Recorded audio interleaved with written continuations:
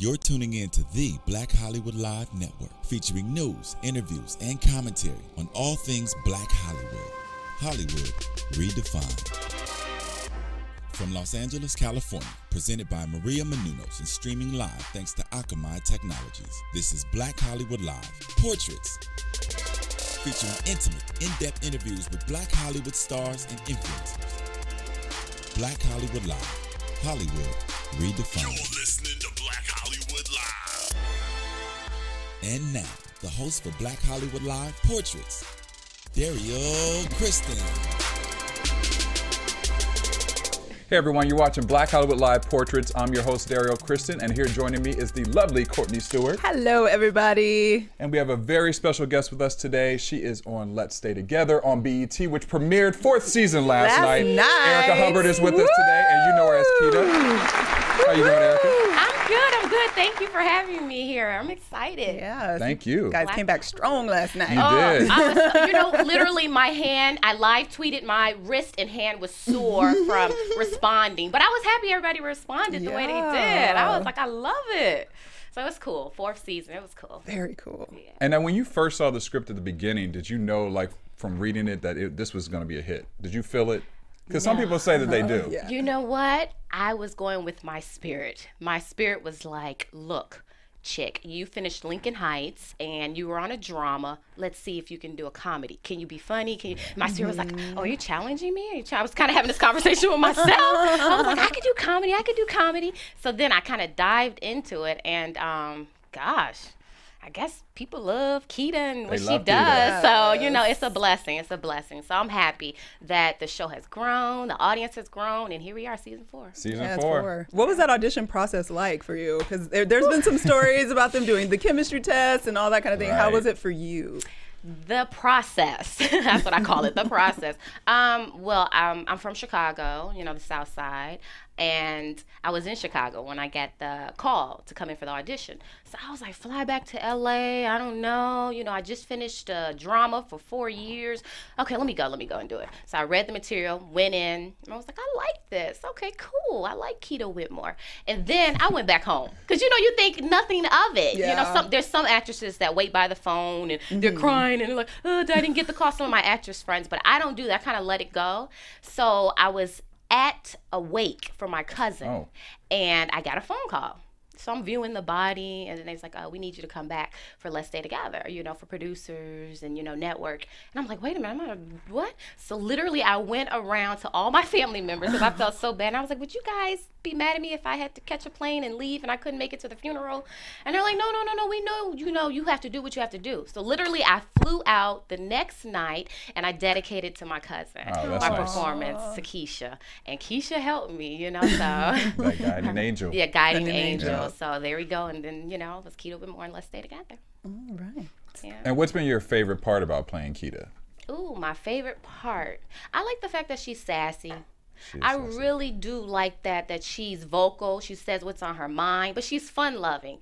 And the reason why I like it is because I was on a show where she was quiet. Right.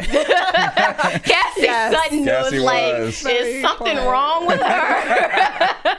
She's going to snap any minute.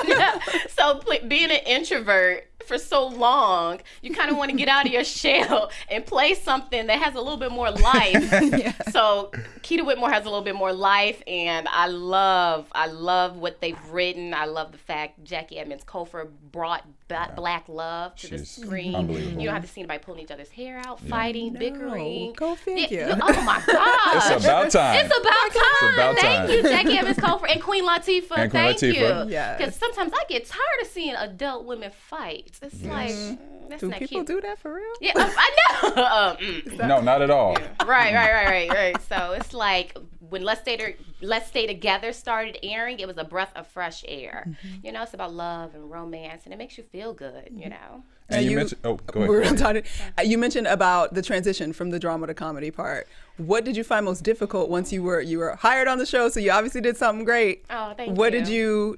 What did you find challenging when you really started working on the show, or what showed you something about yourself in the process? that I really have this silly, goofy side to me, because sometimes I'll be on set and I'll be like, let's do this, let's try this. And then you'll hear people like behind the camera laughing. And I'm like, are they laughing at me? And they're like, yeah, that was funny. Okay, do some more of that. So it showed me that, you know, I can be kind of lighthearted, and I can kind of be like the black female version of Kevin Hart, you know? I like that. Hey, listen. Love Kevin Hart. He's doing his thing now. Yes, and that's a good category to be in, too. Yeah. I mean, some of the greats come from comedy. Jamie Foxx. I mean, the list goes on. And it's just like, to be a female who delivers, you know, a comedic performance. Yeah.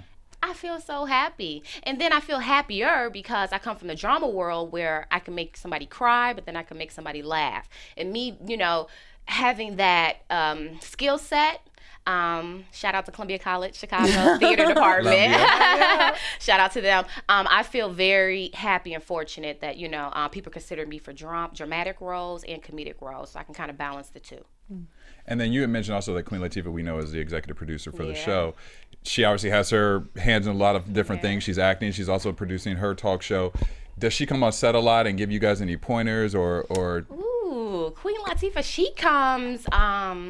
When she comes. Right. Let me say that. We're like, this is my hair. You know, we're trying to get it together vocally, doing our little exercises. Right. Stretches going on. My teeth, you know. But when she comes, it's to bear good news. Yes. It's to bear good news. She's like, okay, season 3, you're going to season 4. And now I have to say, I don't know if anybody else has said this, we're going to season 5. Yay! Woo, the exclusive. The exclusive here. Yes, I don't think they've Black Hollywood Live exclusive. That sound looking over effect at is the just for you. publicist, Right. Is that okay to say? Is that okay? Well, it's, you know, we're going to start filming in the fall. Yes. So I guess, yeah. Well, it's all great news. I'm happy. Yes. I'm very happy. So in between that, I've been doing some films, and I did stage. I love the stage. A lot of people don't do the stage, and I have no idea why people don't, but it's a challenge, and it teaches you how to be fearless. And I played a slave last year. Ooh. Yeah. I shared it because most people don't believe that I went there, but it was the best experience ever. But it was a hard experience because they actually took me to the actual place where she served her, you know, she served the food and washed the clothes and everything. It was crazy. I was like, oh my gosh. So I didn't know that back then that the slaves, most of them worked where they lived. So if you were in the kitchen working, that's where you live. Some of them laid their heads down and went to sleep in the kitchen. I didn't realize that. I didn't either until I got down there, and it was in Virginia. So it was challenging, but I had a 3.5-page monologue. Oh. With no interruptions, no cut, stop, let's try that again. And oh my gosh, was I sweating after I did it? Oh my gosh. But I got through it, and I'm happy I got through it. Now, I know you've had several extensive kind of theater backgrounds. Even when you were at Columbia, you were doing theater there. But I read that at an early age, you knew exactly that you wanted to be an actress, even at the age of 9. What was it? What caught your attention? Like, what was it in that moment where you were like, you know what, this is what I want to do, even at that young age of knowing it?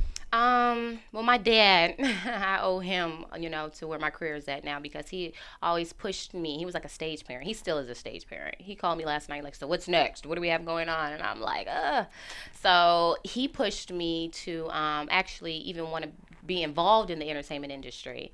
And as soon as I went on stage, I kind of knew it. I had one line when I was 9 years old. I got this play, and one line's like huge for a 9-year-old. So basically, I'm behind the curtains, and they're like, just say a dream come true. And I'm like, a dream come true. Okay, that's all I have to say, a dream come true. And I was so nervous, a 9-year-old. Literally, when it was time, because at that time, I wasn't really listening for my cues, so I was so nervous. They pushed me out on the stage, and I'm like, a dream come true. And the crowd erupted, and I'm like, I like this feeling. They started clapping, applauding, and I'm like, oh my gosh, a dream come true. I'm gonna do this for a living. So then that's when I was like, okay, I need to really pursue this. I like the feeling that people give you when they appreciate your work. Yeah. And with theater, you get that even more instantaneous, you know, versus television and film. With theater, they'll tell you immediately after you get off the stage. I remember doing this one play, and I had to have a Southern accent, and it was crazy. I had to work on it. And at the end of the play, people would come up to me like, "I like the accent." And I'm glad you kept it. I was listening for you to see if you were gonna break character. I'm like, wow, people really pay attention. So I was like, thank you, and they were like, well, good job. So it's immediate feedback. Whereas, well, now with social media, you kind of get the immediate feedback. True. You know, like last night when Let's Stay Together. Almost too much. I know. They say I like your hair, I like your shoes, right. I like your shape. So I'm like, okay, they really pay attention to everything. Like my shoes, okay, you got to pay attention to everything. So it was cool. People said they liked the hair last night. So it was very nice. Shout out to the crew of Let's Stay Together. They did a good job. Okay, so going back, as you know, you're young, you're doing a little stage. You also got into a lot of commercial work and doing that. What, as a child, you have that positive reception on stage in this moment in the theater, but then going out for commercials and getting some and not getting some and being in school and dealing with that. What was that like for you growing up? It's the same now. Rejection, you know. I think that you have to be able to handle it. It's crazy because I know a lot of people that can handle it and they're in the business, and it's like, oh, get some counseling or something because it's a rough business. But even at a young age, those kids are handling rejection when they hear the no's. So I get excited and I follow people's careers because when they hear the yeses, it's like, yes, I know what you had to go through in order to get that opportunity. It's a lot of work involved. So in between times to stay busy, it's like, you know, you have to have a creative outlet.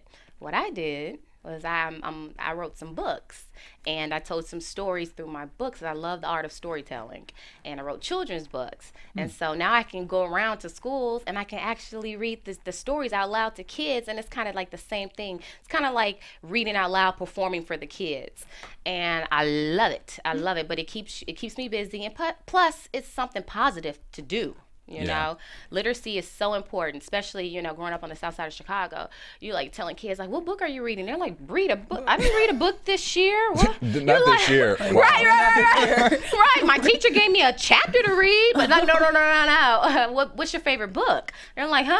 Favorite, I love this reality show. I love this. I'm like, read a book and watch TV. You can do both at the same time. Just pick up a book. So it's crazy. Well, you clearly have book smarts. You graduated college in 3 years. You were a broadcast journalism major and a theater minor. Yes.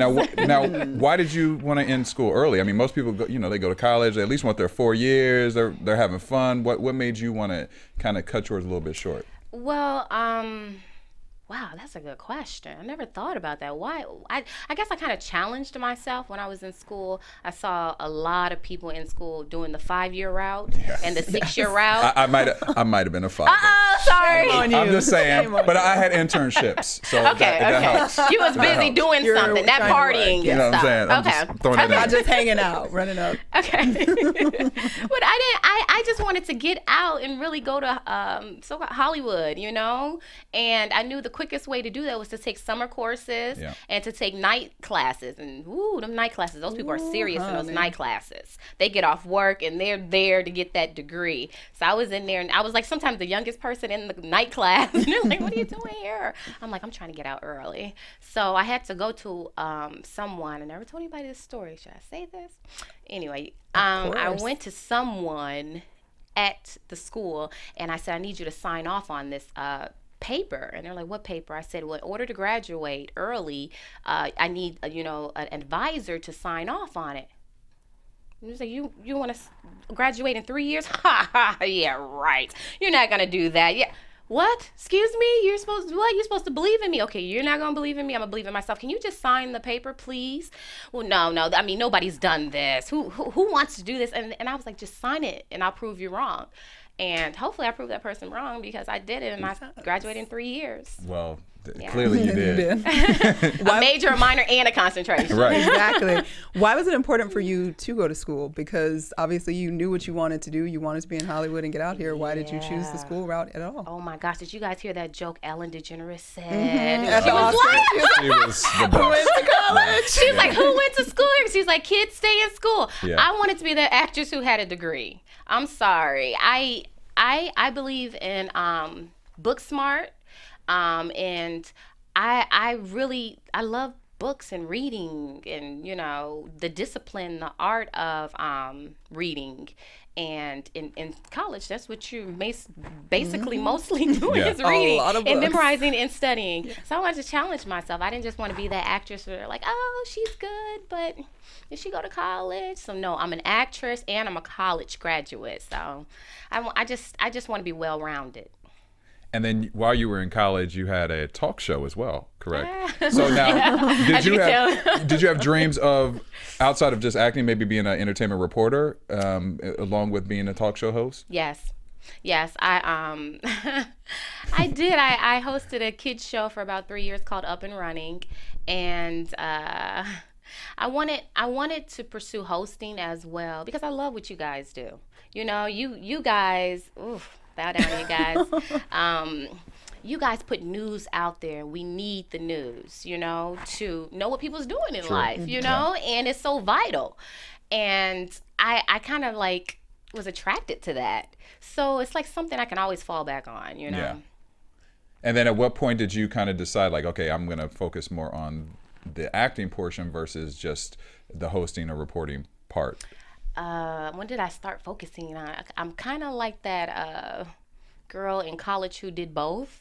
It was so weird because I was hosting Up and Running, which received a regional Emmy. I was so happy. Yeah, that's huge, it was especially huge. For someone at your age at that time too. I feel so fortunate that happened in my life. But I was balancing hosting that show and as acting. So I don't know. I kind of like both worlds, but what kind of drove me to more of the acting world is moving out here to California, and I would get phone calls for television and film, and it kind of took my time. So I was like, okay, one or the other. So I started just doing Cold Case, Judge and Amy. I saw ER. Yeah, ER. And what was it like for you to be, just moving here and being on the sets of those big productions and just huge hit shows at the time? I'm still amazed. At the people, my surroundings, and where I'm at. It's crazy because I went to a pre-Oscar party, and I've been out here for some years. I'm not gonna say how many years. But I'm still amazed at the talent that I come across. Yeah. It's like, whoa, So I'm, trying not to be starstruck. But even people who I work with, I'm just amazed. Like, they're in my face. Oh my gosh. Like, even like Queen Latifah, that's my boss. What? Really? Wow. So all these iconic people are around me, and I just love their energy. So. Has there been someone on set that you saw that you mentioned Queen Latifah, of course, because you deal with her a lot now, but was there someone on your previous sets that you were like, this person's acting, you were in awe, like you had a moment where you had to just sit back and literally watch them act because it was just so tremendous? Angela Bassett and Akilah and the Bee. That lady is a force to be reckoned with. I want to see her win an Academy Award. She deserves it. Outright. That lady is phenomenal. She brings it. And she's not one of those selfish actresses. Yeah. She actually tells you, come here, let me tell you a little secret. Let me help you out. Where some of these actresses, no names, they see, now I want the name. See, no, I can't. No, I know you can't. Yeah, they can care less. It's about them. Yeah. But she is so genuine and caring and fun loving. I would most definitely say Angela Bassett. And what did she tell you that? Just see. Now tell my secrets. I'm having a brain freeze. No. I'm like, she's so genuine and caring and giving, and I'm like, what did she say to me? What do I have to give away? What secrets? Okay, but she said to me that even when you're not acting or performing, you have to live in the moment, and people have to believe you're in the moment. So it doesn't even become about acting. So it's not even about the lines. So whenever the camera is on you or not on you, you think it's not on you, you have to be present in the moment. Now, does that translate into while you're not filming that you stay in character on set at all times? I'm taking that message from that? Or is it more to it? It's a little bit more to it. And look, I had to go home and think about it for a day or two. Right. I'm like, that's deep. She's so intense. Right. I'm like, that's so deep. Like, I want to ponder that thought for a second. It's like, wait a minute, what? But I kind of took that and with what Sheldon Patinkin from Columbia College, Steppenwolf, Second City Extraordinaire, he said to me, where he was talking about being present in the moment and also the actor's center. Some people get that. Some people won't get that. Some people are looking it up, Googling it. But it's kind of the same thing, I want to say. You know, yeah. No, we'll take that. We'll take that. That's a good explanation. I'll take that. It's some intense acting stuff, but I mean, it helped me be Cassie Sutton, who was a teenager, and I was actually an adult. Yeah. Me and the mother we weren't too far apart in age when I cast that. It helped me become that teenage girl for 4 years, and people believe that, and all of a sudden to become, you know, Keita Whitmore, who's totally opposite from Cassie Sutton. Yeah. So they were more into character development and character traits. And you also appeared on Pop Stars. Now that I found quite interesting. So does that mean that you're also a singer as well? Because I mean, I want to hear a little bit of sample of a track or your favorite song. You know, we whatever you listen tend to right make now. people sing in here when we find out that they got a nice voice, and I could just tell you can sing. Like really sing. Everybody always comes up to me and like, give me a melody. I'm like, what? They're like, we know we got it in you. All I'm gonna say is when the lights go on and I'm on set and somebody tells me to sing, I sing. I'm like, let me get ready. Yeah. Like, what about a little sample of your favorite song? What's in your, something that's on the radio right now, or anything? 3 seconds. What you're listening to. That you're listening to. What I'm listening to. Yeah. Or like, but a sample of you singing that. No. I have to come back and do that. Yeah, okay. That's the next show. The next show. What am I listening to? It's weird because I like all types of music. Don't judge me, okay? Because I'll listen to some country and then I'll turn around and listen to some rap in the same like time frame, okay? Hey, I feel you on that. I'm not mad at you at all. It's crazy because I'll listen to some like Lil Jon. I was listening to Lil Jon come in here. I like that you even did the dance step though while you were. Why am I doing that? You know, why am I doing that? That's so natural though. That's what I love. You take us back. You got my shoulders moving a little bit. I was listening to Lil Jon, but then I turned on Ricochet and start listening to that. So it's like bipolar. A little diversity. It's diverse. I feel that. It's very diverse. That. But I connect with everybody on a human level. So whether you want to talk about, flowers, or if you want to talk about twerking, twerking, flowers, and love. Yeah. Well, kind of twerking comes to mind, but a movie that was kind of a pre-twerk movie was Save the Last Dance, and you did that. Oh yeah. You were in that? With Julia Stiles and Kerry Washington. And now tell us about the experience on working on that film. Ooh, I got to see Kerry Washington before she was Kerry Washington. Washington. Before she was Kerry, yeah. And you knew that Kerry Washington was going to be, this phenomenal actress because she was always in the moment. Always. And you're like, okay, let me go look up this girl. She's intense. And where is she from? And I'm like, oh, she's from New York. And she does theater, too. So shout out to her. She's a true thespian. She is. Yes, but she is. I love working with her, and I love working with Julia Stiles. Yeah. It was some brilliant people on that set. And it's so crazy because the song that they played on there in the club scene, I mean, you can listen to it to this day. Yeah. And people are like, oh, put your hands up. It's timeless. That is a classic. And then you saw how everybody else did dance movies after Save the Last Dance. In fact, that started the trend, I believe, right? And it was shot in Chicago. So Nice. I was so happy when people bring work to Chicago. That's the plug. Bring work home to Chicago. Getting ready to do this film with Harry Lennox, and he's on the blacklist, and I keep watching him because I'm gonna have the privilege to work with the iconic Harry Lennox, and it's gonna be filmed in Chicago. So what's the project all about? It's called 72 Hours, and basically I'm so happy that I'm cast to play the lead in it, and she has to figure out if she wants to stay with her husband or not because he's done some things in the past. I can't really tell you. You can't reveal those. No, but it's crazy. It's crazy the stuff that he's done in the past. So of course it's a drama. And I get to dive back into the dramatic world and basically see what happens, you know. Okay. I'm excited to see it. I know. I'm From like, that description, I'm like, can we get a sneak preview? Like, can I take it home tonight? What's going something. Now, Okay. as you are working and you have successful shows such as Let's Stay Together, where we get to see a lot of black female leads. We have Scandal now. We have Being Mary Jane.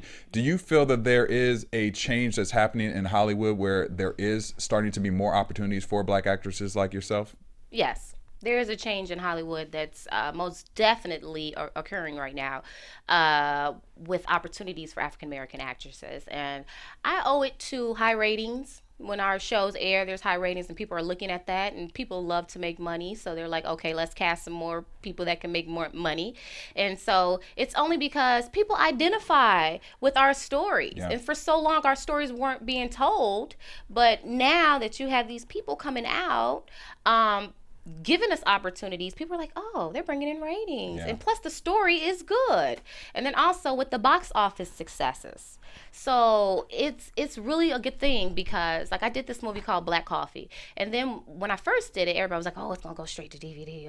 Another one is straight to DVD. And so I was like, you know what, I'm just gonna do it because it's a really good story and it needs to be out there. Yeah. Lo and behold, AMC Theaters calls, and then they give it a run. And we're traveling from this theater to this theater, this theater, this theater. So now we had the opportunity to say, you know, it's movie theaters. And I owe that to the good storytelling that's being like developed out there, whether it's in films or in television. So I'm happy there's more projects out there for us. What do you think it is about the environment now that's sort of making all of this happen? Because there's been a lack for so long, and there's always trends where, you know, obviously we had the 90s, there was a great comedies, Living Single, Martin, and those things coming out. So we have phases, but for some reason it's never able to just continue on. But now seems different. Why would do you think? What do you think it is about the environment now? It's an untelevised revolution. Yeah, exactly. Right. We'd like to believe so. Like, fingers crossed. Praise the Lord. Like, yeah. Right, I got my power to the people side up. Power to the people. You know, I owe it to there's some people out there that are forces to be reckoned with that are developing projects. Ava, you guys Ava probably is not to be played with. we waiting. Come in here. Ava. I worked with her on Lincoln Heights, and I knew that this lady's a beast. Yeah. So she, you know, in her presence, you know, she was like giving us advice and telling us what to do as far as publicity, because she did publicity for Lincoln Heights. Yeah. Shout out to Ava. And then fast forward, 5 or 6 years, she's like, I'm writing, I'm developing, and I'm producing, and I have a distribution company. I'm like, whoa. But this genius is making things happen for a lot of people. She is. You know, and then also, I mean, when you have one person like Tyler Perry or Oprah creating work for us, it's creating work for a whole lot of people. So people are like, these people need to do this, they need to do this. But you forget that 1 or 2 project that they did for that year, they hired a slew of people and gave all these people an opportunity to work on a project that wouldn't have that opportunity because nobody was calling them, you know? So there's grips and gaffers out there that was like, I worked on this one project and I was so happy I got hired. And that was like their driving force throughout the year was that one project, and somebody believed in them and called them to move a sandbag on set. So you see that, and to me, that is so important, because you're not just giving actresses or directors or writers opportunities, but you got grips, gaffers, crew, crafty, I mean, hair, makeup, wardrobe, and all these people are working. So it's good. It's good that you have those forces out there that are writing for us and creating projects. And then also, you know, Sundance, I love it because they've been showing a lot of good movies with us in it. Yeah. And it's like, yes, it's a breath of fresh air, you know, so. And it seems like the trend is, from looking at it from the outside here, it seems that it used to be a time where it would just be one on television or one writer for a show or one. Now, with the pool of talent that's out there, it really does seem like people like Tyler, like Oprah, like Ava are hiring, like you said, that new fresh talent that's helping kind of spice things up. And outside people are starting to recognize that too. The non-traditional Hollywood is starting to bring in those people as well. It seems it's like creating more opportunities. Like I got a phone call, and there was this one project, and so they were like, we need someone to help fund on this project. And I was just like, oh, let me read the story. And I read the story. I fell in love with it. And it was about love. It's called The Last Fall. And I was like, by any means necessary, I want to help get this project out there.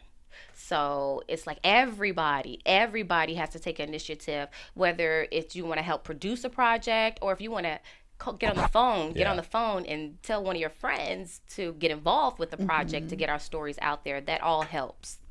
And we obviously just came off of 12 Years a Slave success at the Oscars and Lupita winning, which is spectacular. Yes. Some critics have said that they feel that the stories that are winning are stories that don't need to be told anymore and that we need to focus on more modern stories and future stories. What are your thoughts on that? I knew you was going to give me the hard question. Well, as an actress, I would love to know kind of like what story do you feel needs to still be told that hasn't been told, or just people's viewpoint on saying that things like 12 Years a Slave, the slaves, the help, those stories are the typical things that, and that's what we win awards for. And well, okay. We turned the air on, so you got to keep it real now. Yeah, let me drink some water here. Take a sip. Okay. Center moment. Yeah. Center.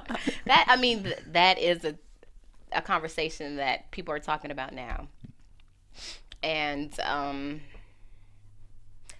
happy that you see people that I can identify with that are in my demographic winning awards at such a high level of success. That's as big as you get, the Emmys, the Academy Awards, the Golden Globes, all that, BAFTA. And so I'm elated because that's a hard it's a hard journey to get to. Yes, it is. So if Halle Berry had to play that role as that, you respect that woman in the body of her work, because it's extremely hard to even get on that stage or to get in that room. So how dare you judge someone in their journey, to getting to that level.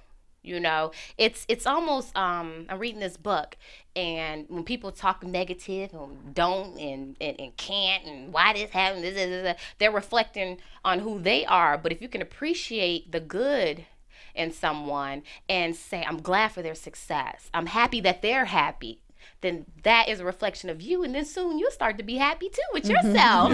Maybe you might get an invitation there, but you can't judge people. I'm excited. The girl comes from Yale. Yeah. She's trained. She's a thespian. She does theater, and I just respect true actresses. There's so many people on here that call themselves actresses, and you're looking like, wait a minute. Right. But that girl, Lupita, is an actress. Yes, she is. And you have to respect her because she took that role, Patsy, and I read that script before it was being cast, and I was like, wow, whoever gets this role, this is genius. Whoever gets this role, this is going to catapult them to new levels, and they deserve it, and she deserves it. Yeah. And I can watch her performance. It's so hard to watch her performance over and over and over, but she went there. Yeah. Can you imagine? She's so vulnerable. Yeah. Can you imagine portraying that? And plus, those stories need to be told.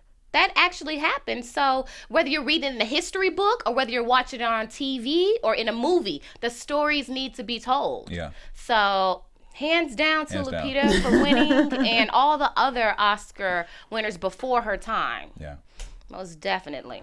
Amen. And then on to some stories that maybe don't need to be told. Reality TV. Oh, they're giving me the hard question. I know. I love hearing, I just want, because this is, okay, so let me start over. So with this question, we have a bunch of reality TV shows. I'm not going to name any. Real Housewives of Atlanta, and we have what is it?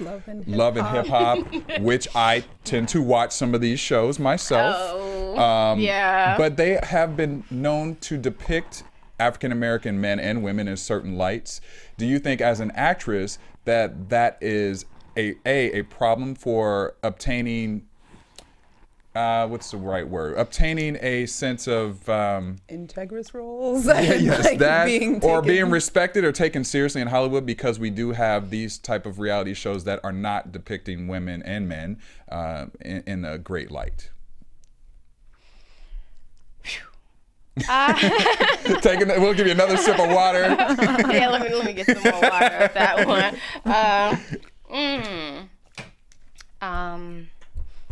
Okay, so there's two sides to this coin. Like to every coin, it's two sides. Yeah. I'm happy that it's making people who want to be visible, because certain people just want to be visible. Not that they deserve the visibility, but it feeds their spirit and soul. You know, they want the lights, camera, action, all that stuff. It's like, wait a minute, what about the talent? You know, that part. And what do you know, do you go get coaching? And who do you work with, or whoever you work with? But some people don't care about that. But the positive thing is it's putting money in their pockets and they can feed their kids, you know? And so I'm happy that, you know, they're finding wealth off their personality. People are getting hired off their personalities now. Yes. True. Yeah, it's crazy. You have YouTube stars who just do, you know, they are making a lot of money. You have Instagram stars. Yeah. I'm looking at people with all these followers. I'm like, who is this? Oh, she wore them jeans. Oh, okay. and people like how she looks in those jeans, so it's like, oh, whatever. Oh, okay. But anyway, you know, hey, everybody gets their shine how they get their shine. Some people show a little too much. You're like, what? You know, it's crazy because I have people calling me, telling me to do some dumb stuff. Yes. Why don't you wear a butt shot with some Daisy Dukes and stuff, and you can put it on Instagram and people will like you? I don't need people to like me for that. Yeah. Wait a minute, what? You leave whoever in Kansas or Tennessee or whatever to do that, to build them up. I'm already built up where I don't need people to like me for some. Take my dignity and my self-esteem and go back over here to Chicago and be happy with myself because I didn't have to show all of this so people could like me. Mm-hmm. And do you use that philosophy also when picking your roles? Like, are you really picky on what you want to be perceived as, or what role you want to choose for your career? Like, how does that work with you? Like, how do you go about selecting which roles you'd like to do? I am selective. I get calls and I turn down projects. I do. I feel happy that I'm in a place where I don't need your money. People like, I'll offer you $10,000, $20,000, $50,000. You're like, what? I don't need that. I'm cool. But who's this character? What's her message? You know, and they're like, well, she has to do this. She has to be this. And, you know, I'm like, no. I like redeemable characters.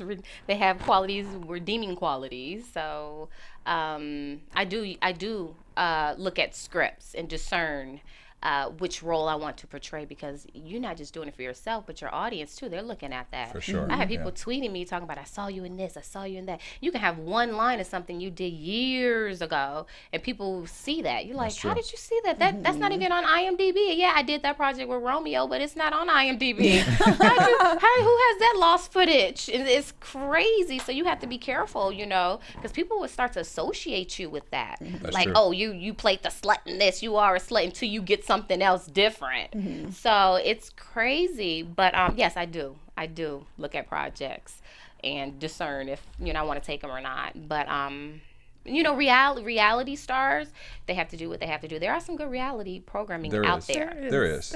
It's like some bad ones, and the bad ones are really bad. Yeah. And then the good ones are really Really good. good, yeah. Exactly. But going back to your choice in roles and what you want to portray, how has that sort of philosophy and your selection evolved over the course of your career so far, and where do you want to see that go for yourself in the future? Well, now that people are starting to write more roles for African American women, I see myself in more thrillers, because we didn't have a lot of thrillers out there. I love a good thriller. We didn't have a lot of action movies out there. We don't have enough love stories being told. Whoever the powers that be, we need more love stories. Black folks love too. Yeah, right. We like them. We love those Love Jones love stories. That's such a good one. Yeah. We fall in love too, you know. Write some more love stories for us. Yeah, please, you know. So it's crazy, but since more and more stories are being developed for us, I feel like I will find myself in a good love story like that. And if I'm busy working, then most definitely I want to invest in that project where I'm helping them to create their dream and bring it to fruition. Whether I have to make a phone call to help do something to get it developed, or if I have to participate, you know, and help produce. Yeah. And I think more people need to get out there. Everybody's talking about what's not happening, but it's like, okay, are you producing? Are you writing? What are you doing besides talking? You're just talking. But do another ing. Producing, directing, writing, something instead of just talking. So it's crazy because I have to shut people down. Yeah. When people start talking crazy with this not being done out here, I have to shut them down and say, well, then you do it. Yeah. And they silence. That's when they get silent. Yeah. Right.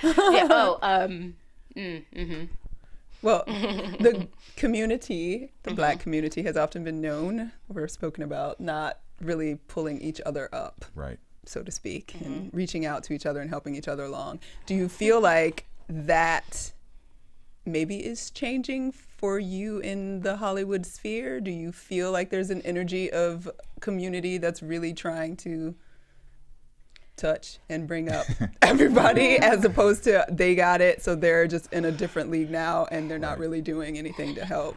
I look, every time she takes that like sip of water and looking to the side, need some water. some of this is off-air conversation. This will be part 2 of the interview. We will get the politically correct answer. Yeah, and the PC. And the PC. PC way of saying this is,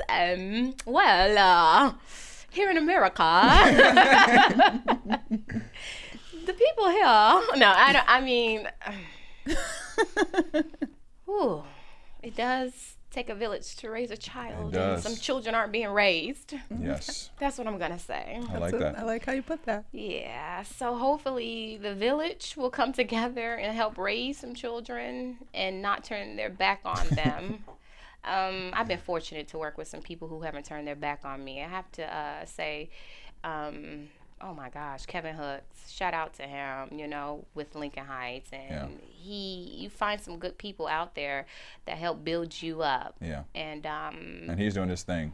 Oh my gosh. He's amazing. He's amazing. Yeah. So, you know, if you can find a mentor or somebody out there, I have a lot of people calling me and Facebooking me for advice and stuff like that, and I try to help them as much as I can. But I think it needs to be like a spiral effect. Yeah. If somebody asks you a question, you need to help them out because we all need help. Like I said, it takes a village, you know. So I try to be as forthcoming with information as I can with it. And helping people. But basically, the thing is, whatever you want to do, you can do it now. Yeah. Mm-hmm. I think people misconstrue that like, well, I need somebody to hire me. No, you can hire yourself. So, okay, so a long time ago, I did a short film. And some of these people in this short film are series regulars now and movie stars. That's great. But they weren't then, but we just all kind of got together and created. So keep yourself busy and create. You know, whether it's with a short film or, you know, if you're working with a student film, get busy writing, get busy creating. When you say you're a writer, you're supposed to have a whole bunch of scripts. Right, exactly. Like, you're a writer. Yeah, I'm a writer. And you're like, what have you written? Oh, I'm on my synopsis of this. And you're like, what? Well, no, how many pages? And they're like, oh, no. Whatever you are doing, you have to say, whether it's acting, okay, I've done this short film, I've done this student film, I've done this theater, I've done this commercial. And build yourself up with creating your own work. So there's no excuses out there. There's no excuse. And then they can write a new love story and all these other projects. Now, with you mentioning love story, you had a very interesting one on Lincoln Heights, which was really popular. I love that show. I was sad to see it go, to be honest with you. I thought it was a show that was needed on television. It was great for ABC Family Channel. It changed the game to me. It was among those shows that featured strong Black characters in a household that was a rarity on television. When you saw that script and start working on that show, did you realize the power of what that show really was for ABC Network? I didn't realize it's the third season. Or ABC Family Network, excuse me. I didn't realize it to third season because they started really developing the story between Robert Adamson, who played Charles on the show, and myself. And we started, you know, it's like one of those things where like, oh, we was working for 4 days. Now we're working 8 days. Okay, we're getting more work to do. So then we realized like, we got to really work here and build up this chemistry. So the power I didn't know the power of it until people started taking the video clips. Yeah. Of what was happening in the scenes and putting it on YouTube. And then they started nicknaming us Chassis. Like I read a tweet today says there's some Chassis lovers out there still. And I'm like, wow. I love that. This is something that was done in 06, 07, 08, 09. And then people still watch it on Netflix to this day. Yeah. And it's crazy. I love the support because some people were like, oh, I watched all 4 seasons like 2 or 3 times. I'm like, really? Wow. So, I mean, there goes the whole thing where, you know, our stories can be told. Yeah. Our Black family, you know, our stories can be told and can be related to, you know. So they knew the power. I think they knew the power about 3rd season. They started giving more scripts and saying, you guys are picked up again, you guys are picked up again. And then when we got syndicated, whew, that's the word you want to hear, syndication. Those checks, yeah. Right. I'm gonna get that check in the mail every day. Yeah, those checks. You know, then I knew the power. You know, but I'm so happy that people still watch it on Netflix. And I mean, I just retweeted a tweet today that says, I've known you since Lincoln Heights and love it. So to me, it's so fulfilling as an artist when somebody remembers your work and connects to you emotionally from something you did like several years ago. So that means the world to me. And now you are currently on the 4th season, as we mentioned on Let's Stay Together. Yes. Kita is back. Kita's back. What can we expect this season from Kita? Oh, this season. And people were tweeting too. They was like, where is Christian Keys? We want Troy and Kita. Where's Troy and Kita? People love because you guys had that moment, you know, last, what was it? That's the mid-season, kind of mid-season break, but you guys had that little connection there. Yeah. Oh, you guys just have to hang in with us because toward the end, it's going to get steamy and he's going to be back and I'm sure people are going to love it, you know, so it's always a joy to work with him. You know, I did that film with him called Black Coffee, and he's doing his thing. Yes. So you guys are going to see Troy and Kita. I got so many tweets last night. Where's Troy and Kita? Where's Troy and Kita? One person even said, I only want to see you in scenes with there's Troy and Kita. And I was like that. I had to retweet. I loved it. I loved it. But people are yearning to see that love, you know? That black love. That black love. So they see it with the other characters who's doing an amazing job on the show. They see it, and they want to see more of it.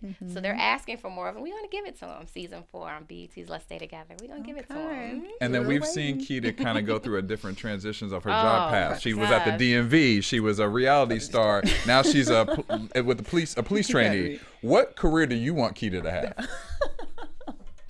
Ooh, can I say this live? Yes. Well, I want her to be no, I'm joking. I'm joking.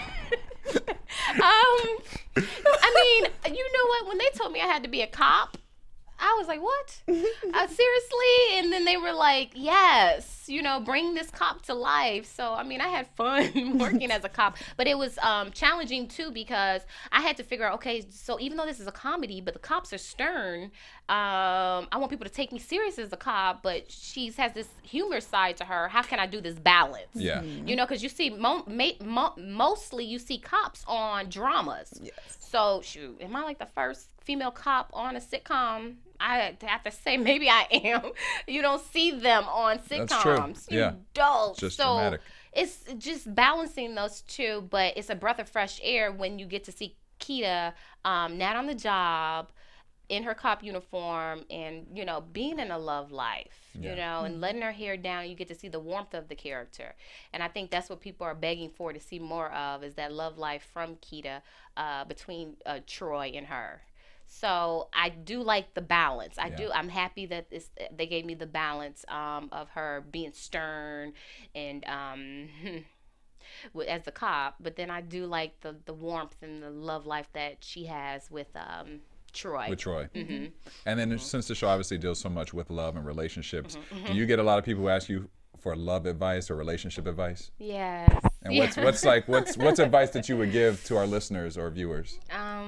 Treat people how you want to be treated, point blank. So, I mean, if you want someone to fall in love with you, you have to fall in love with yourself first. You have to think you're attractive before somebody else can think you're attractive. So it's like, what makes you feel attractive about yourself? You know, I had to tell one of my relatives, like, what makes you happy? What makes me happy? Like, what makes you happy? Is it getting a mani-pedi? Is it getting a massage? What brings you to that?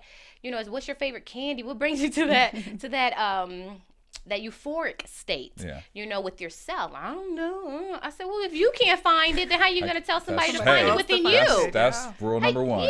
Yeah. You don't know what makes you happy, but you're asking for a relationship with someone else to make you happy. You got to make yourself happy. Like before, you know, I would make myself happy by doing things that, you know, I wanted to do, whether it's taking long walks, you know, exercising, and, you know, listen to my favorite song. You got to be happy with yourself, by yourself first, before you could be in somebody's company. So it was like, enjoy your company, because sometimes you have these people say, I'm lonely, and you're like, you lonely? Well, enjoy your company. And then you won't feel that way. You won't be lonely. You don't have to have somebody there with you, companionship, to feel like you're not lonely. You can still have a companion and still feel lonely. That's true. There's a lot of people out there in relationships that still feel lonely. But you have to feel what kind of floats your boat. You know, what makes you happy by yourself before you can bring anything else to the table in a relationship. You know? Key advice right there. Key advice. And be happy with yourself and then make somebody else happy. Speaking of happy and joy and love, you recently had a baby girl. Oh, yeah. I see the smile. That smile went from let like. me get my phone and get the pictures I was waiting for the picture. They pop up on the back of the screen. You see how some people who don't have kids, like, and she showed me, this lady in the airport showed me like 50 pictures of her, and that's her when she's on her Halloween. That's her in the tutu. That's her. I'm like, I had thousands of pictures because it's amazing to me, motherhood. I love it. What's been the best part so far? Am I gonna sound like a geek? Yeah, I am gonna sound like that. I like reading to her. Hey, and that's a great thing. Her learning like the different things in the books and what's going on, and her remembering the book. You're like, in the book, she went swimming. I'm like, yeah. Read to your kids, people. Reading is fundamental. Don't think, you know, it's vital. Yes. How has it been managing career and dealing with all that sort of shift? Thank goodness for a supportive family. My family helps me because sometimes I'll have to be away for 2-3 months and fly out on weekends, and that's like, you need a support system. They come out here. They'll come out here, or I'll go out there, you know, when I can. Getting ready to leave now, go back, so I'll go back and forth. Those sky miles, I'm racking up on them. Racking up on those sky miles. So, support system. You gotta have a support system, whether it's friends or family. And then we mentioned education and just theater all the way down to commercials and just like your career. If your daughter comes up and grows up and says, Mom, I want to be an actress, how would you react?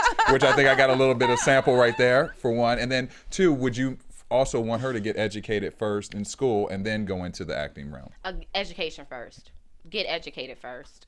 You know, and not to say people who don't go to school aren't educated, because you got some people out there that have not gone to school, but they take themselves to school. There's the online schools, and these people are brilliant because they're reading, and becoming intelligent. I thought about going back to school online. You know, that's a great thing to do. So I can say I'm a doctorate. I'm in the doctorate program. I'm a doctor. Yeah. So I mean, there's so many ways out there that you can become educated. Through homeschool and all that stuff, but I would want her most definitely to go to school, most definitely, before she jumped into the entertainment industry. Yeah.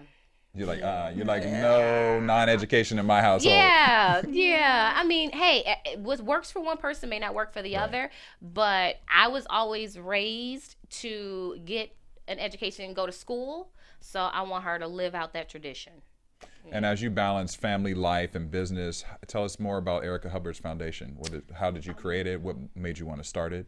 The Erica Hubbard Foundation is my nonprofit, and the reason I created was I come from an at-risk neighborhood.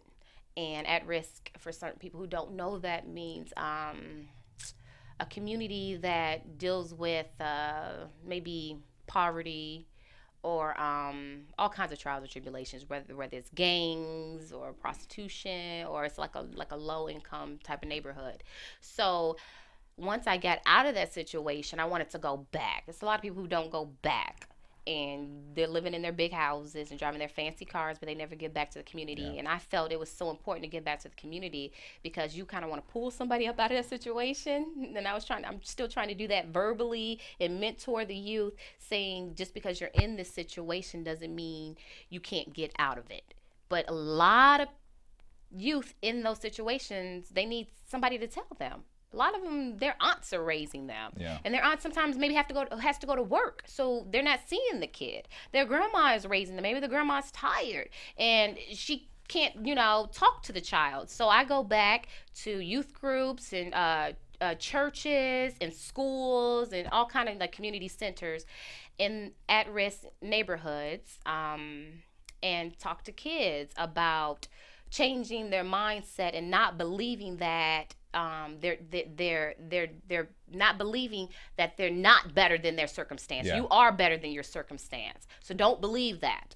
Whoever, and sometimes you have kids that they have parents or no parents or friends that told them, you're never going to get out of the situation. You might as well go rob this liquor store with me, or you might as well go sell yourself for money. You have, so you have to have somebody to influence them to, be a positive force, and say, no, I have dreams and aspirations and I'm going to live them out regardless of where I come from. So that's why I created the Erica Hubbard Foundation. I travel from Detroit. I've been to Georgia, of course, Chicago, all kind of communities. And actually, I went to this one high school in Detroit, and I'll never forget it. It was a high school only for pregnant teen girls. And in this high school, I was the first speaker there ever. And They were like, what are you doing here? And, it was like, what? I'm coming to, encourage you guys and motivate you guys to, dream big and have big aspirations and become successful. Like, what do you want to be? What do I want to be? What are you talking about? Some of these kids, they were in high school. They don't even know what they want to be. It was like, wait a minute,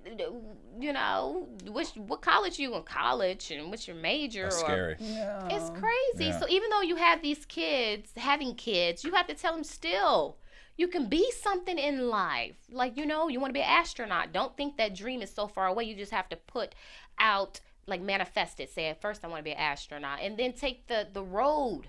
Whether you're going through, if you can't afford to go to college, go to community college. If you can't afford to go to community college, maybe you can find a mentor and they can coach you on how to do this.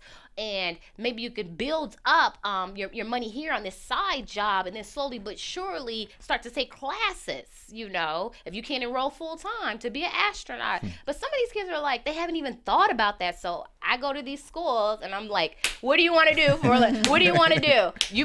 I'm going to come back to you. You don't know? Okay. What do you And so I have these people Facebooking me and tweeting me like, you encouraged me, you motivated me to be something better with myself. And, I didn't have anybody to talk to. Now, I want to be a gymnast or something. And now we can be. We see it. We win the Olympics in that category as well. Whatever you want to do. Whatever you want to do. A gymnast, whatever. Just the key is to at least say you want to do something or be something first. Yeah. But if you're not saying it, then it's like, how you gonna obtain it? You have to you have to manifest. You have to put it in the universe. You do. And you have to feel like it's obtainable. Yeah. Before I became a series regular, I was in the mirror. I'm a series regular. I am. You are.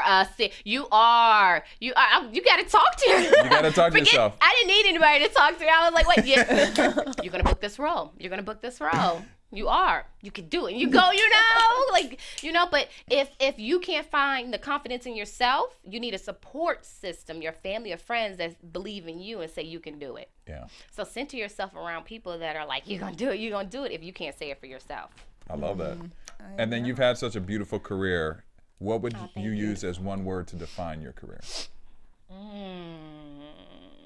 One word to define my career would just be blessed. I feel blessed. I love that. Yeah. Well, I see it. I see it all in you. Thank you. Joy is all around. The joy is all around. Thank you, God.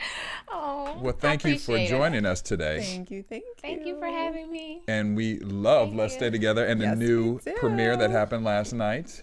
And we can catch it all on Tuesday nights, every Tuesday night. Tuesday nights, BT, Let's Stay Together. Right after BT's The Game is BT's Let's Stay Together. And Let's Stay Together. Watch it, support it. Watch it. Where can your fans find you on social media outlets? I'm on Instagram, one Erica Hubbard. Then I'm on Twitter, Erica Hubbard. So Courtney? that's me.